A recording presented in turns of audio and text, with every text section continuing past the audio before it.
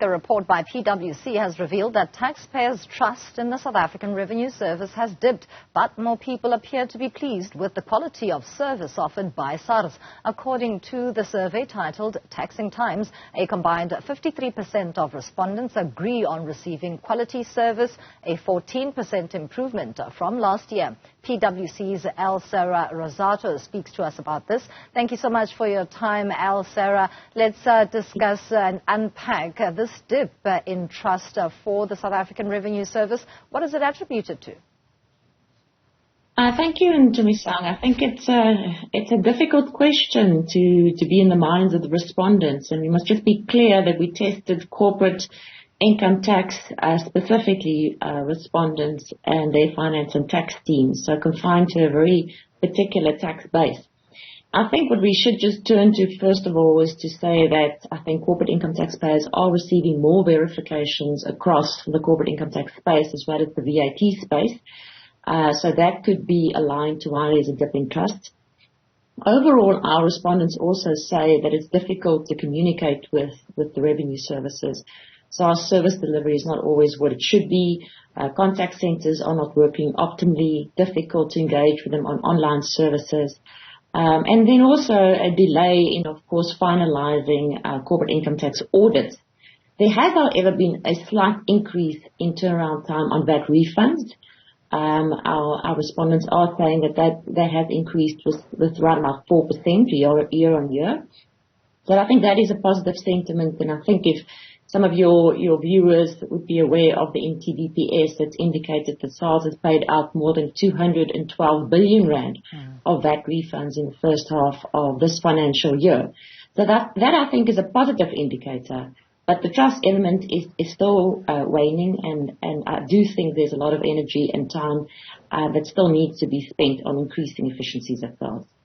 And would you say that efficiency is also needed with regards to education on the side of navigating the online system? It's not going anywhere. It seems to be the new normal going forward.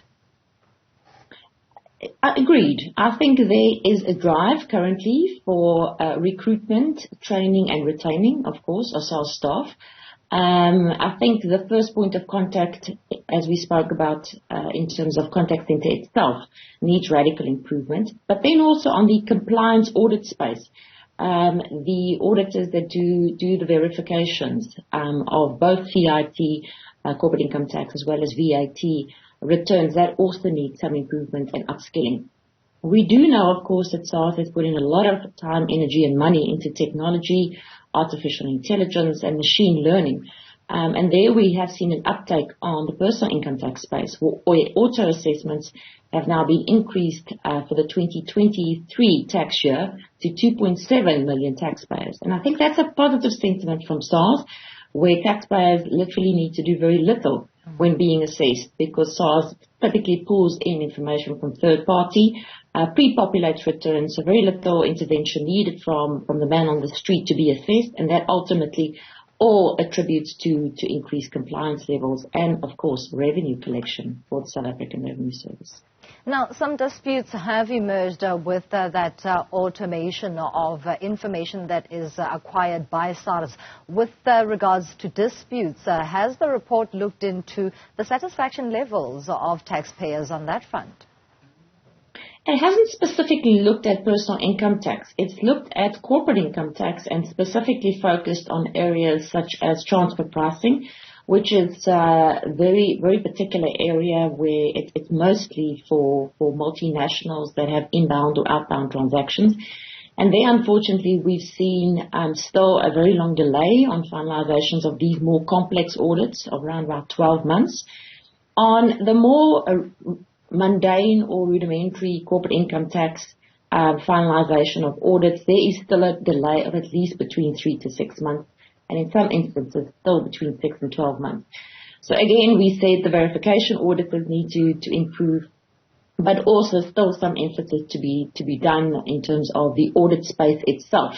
And just for your viewers, one starts typically with a verification, and then it can progress to audits and then ultimately to disputes. And those dispute angles and procedures take long, they are costly, and it's typically very difficult for taxpayers to resolve those with SARS. Lastly, the positive side of the story is that taxpayers are satisfied with the services that are rendered by SARS. Which ones in particular, if we've highlighted on the challenges that many of us have faced with the SARS system? I think on the uptake, SARS is definitely doing better in terms of improvements, as we said on the personal income tax, the auto assessment. They have definitely improved in terms of finalization of VAT returns, which a lot of companies are in desperate need of in terms of the refunds that they need to enhance cash flow. So there is a definite improvement, and we've heard the Minister talk about this in his speech earlier this month. We have also seen improvements in the voluntary disclosure program. That is typically a program for taxpayers that have picked up defaults on their returns and that would like to come voluntary to SARS to declare them and obviously pay their dues plus interest. So there's an uptick.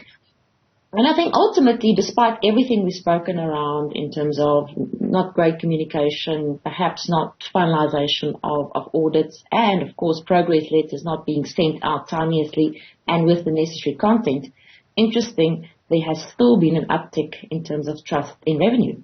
So Mr. Kisveta and his team is definitely doing something right, sending the right messages. I think we must also read positivity in the fact that he's just appointed 3 new deputy commissioners. And that they're trying their level best to not just implement technology and making it smoother and easier for compliance, but that they've got a big task ahead of them to rebuild the organization. Thank you for your contribution, Elle-Sarah Rossato, speaking to us about PwC's Taxing Times report.